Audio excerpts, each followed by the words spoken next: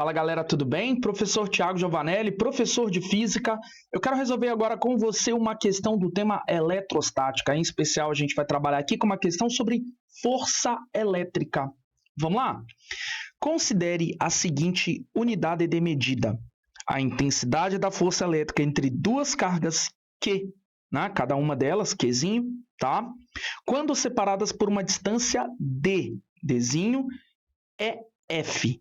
Ok, então ele me ensinou uma unidade de medida. Olha, ele está me dizendo que eu vou chamar de F as coisas que tiverem a ver com a força envolvendo duas cargas Qzinho e Qzinho que estão posicionadas a uma distância Dzinho. Ele me ensinou uma unidade de medida, só isso, tá? Suponha, em seguida, que uma carga Q1 igual a Qzinho seja colocado frente a duas outras cargas Q2, 3Qzinho e Q3, 4Qzinho, segundo a disposição mostrada na figura. Aí ele deu a figura, né? Observa que Q2 e Q1 distam D, Q1 e Q3 distam D, o ângulo formado aí, né, por essa configuração é 90 graus, ok? E, claro, no próprio texto ele me deu aí a informação das cargas Q1, Q2 e Q3. Bom, vamos lá. A intensidade da força elétrica resultante sobre a carga Q1 devido às cargas Q2 e Q3 será... Bom, pessoal, a primeira coisa que a gente tem que fazer é tentar criar aqui, com base na lei de Coulomb, a forma que ele me ensinou da unidade de medida. Então, vamos escrever aqui a lei de Coulomb. Ó. Nós sabemos que a lei de Coulomb, né? Lembra lá como é que é a lei de Coulomb? É aquela da força elétrica entre cargas pontiformes. F é igual a K, módulo de uma das cargas, módulo da outra carga, tudo isso dividido pela distância entre elas ao quadrado. Legal? Então, baseado na própria lei de Coulomb, eu vou repetir a fórmula todas as vezes que eu fizer a questão, justamente para que eu memorize a formulinha, tá bom? Então, essa é a formulinha da lei de Coulomb, tá tudo em paz. Agora, o que a gente tem que fazer? Para fazer o que a questão propôs, eu tenho que construir a unidade de medida que ele me ensinou.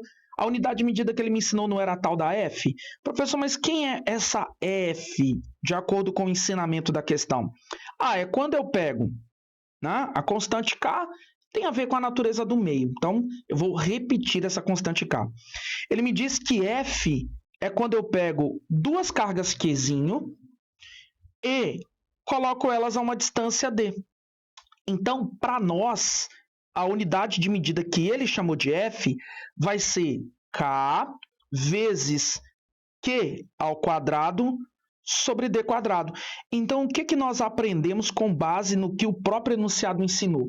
Que onde tiver K, Qzinho quadrado dividido por D quadrado, a gente vai chamar de F. Basicamente é isso. Tá bom, aí agora vamos resolver a questão. Você percebeu que a gente não começou a resolver a questão? A gente apenas está trabalhando com a unidade de medida que ele ensinou na primeira parte do texto dessa questão. Agora que eu aprendi a unidade que ele me ensinou, né? Ouvi a lição de moral que ele tinha para me dar, agora é que eu vou resolver a questão. Bom, analisando o disposto das duas cargas Q2 e Q1, a gente consegue entender que tem uma força elétrica atuando entre elas. Olha, ele cita que a carga Q1 é para a gente chamar de Q, ele cita que a carga Q2 é para a gente chamar de 3Q e a carga Q3 é para a gente chamar de 4Q. Ok, então existe uma força entre a carga 3 e a carga 1. Também existe uma força entre a carga 2 e a carga 1. Então a gente vai fazer separadamente. Então, agora você entendeu qual é o procedimento? A gente vai analisar forças sempre aos pares, né? Lei de Coulomb, a gente trata de forças sempre aos pares. Q1 com Q2, depois. Q1 com Q3, depois. Q2 com... Você entendeu a lógica? Então, vamos lá. Lembra que o nosso objetivo é determinar a intensidade da força elétrica resultante sobre a carga Q1. Então, nosso alvo de trabalho é esse cara aqui que eu vou destacar agora. É a carga Q1. Então, a gente vai dar um jeito de entender a força que Q1 sofre. Então, o Q1 sofre duas forças. A força que o 2 aplica em 1 que eu sei calcular. Lei de Coulomb.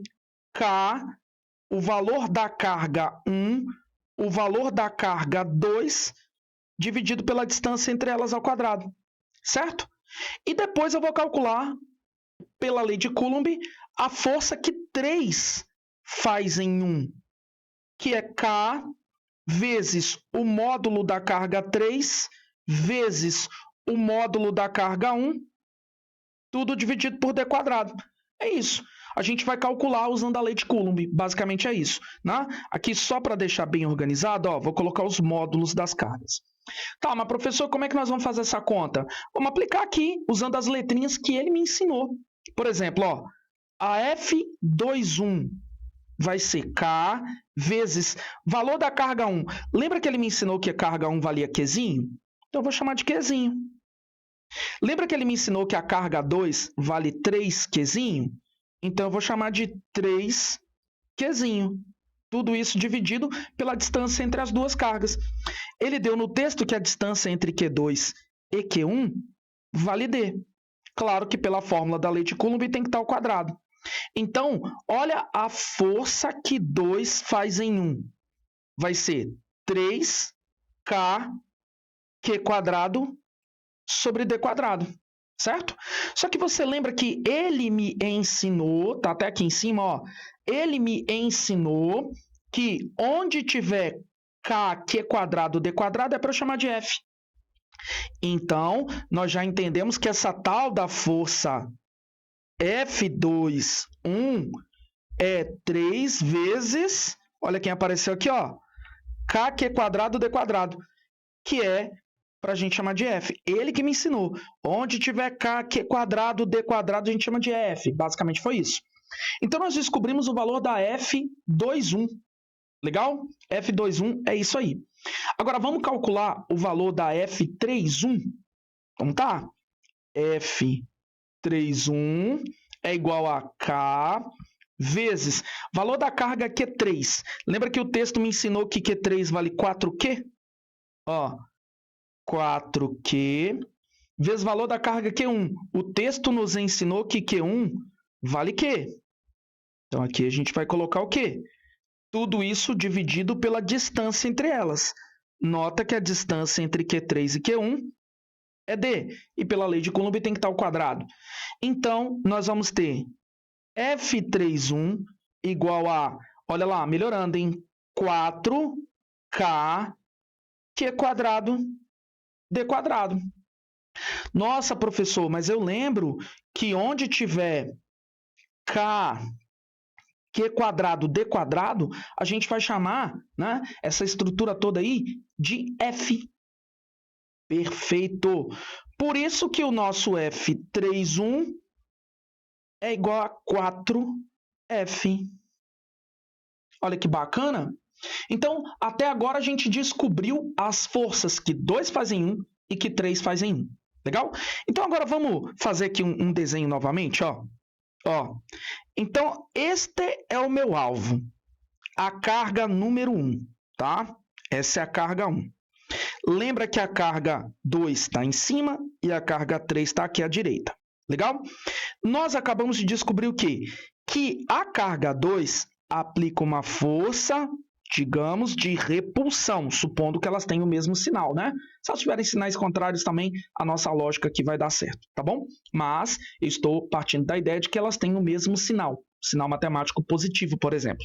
Então, a carga 2 repele a carga 1 com uma força que nós chamamos de força 2,1, que é a tal da 3F. Lembra? Já a carga número 3, ela repele a carga Q1, ok? E ela repele com uma força que nós chamamos de 3,1. Lembra que foi a força 4F? Pois é, você observou então que esses dois vetores, pela própria configuração da figura que ele deu, né, eles formam um ângulo de 90 graus. Pela condição de OPV, você verifica que o ângulo entre as forças é 90 graus. Agora, se o ângulo entre as forças é 90 graus, então a resultante vetorial tem que ser dada pelo próprio Teorema de Pitágoras, né? E o Teorema de Pitágoras me ensina que a resultante seria algo nessa diagonal, como eu desenhei. E aí, professor, qual seria essa resultante? Bom, se você já entendeu que é um triângulo pitagórico do tipo 3, 4 e 5, você já encontrou a alternativa correta, né? Então, a força resultante ao quadrado é igual a força 1, 2, né? Ou 2, 1 ao quadrado, mais a força 3, 1 ao quadrado. Certo? Aplicação do Teorema de Pitágoras, né? Então, a nossa força resultante ao quadrado é força 2,1. A força 2,1, ele chamou de 3F. E a força 3,1, ele chamou de 4F. Então, a nossa força resultante ao quadrado vai dar 9F ao quadrado mais 16F ao quadrado, ok? Então, a nossa força resultante ao quadrado vai dar 25F ao quadrado, então a força resultante só pode ser 5F. Ok? E aí você nota comigo que a alternativa D é quem satisfaz essa brincadeira. Excelente questão, galera. Sensacional. Espero que você tenha curtido essa nossa resolução e, claro, continua sempre seus estudos. Valeu!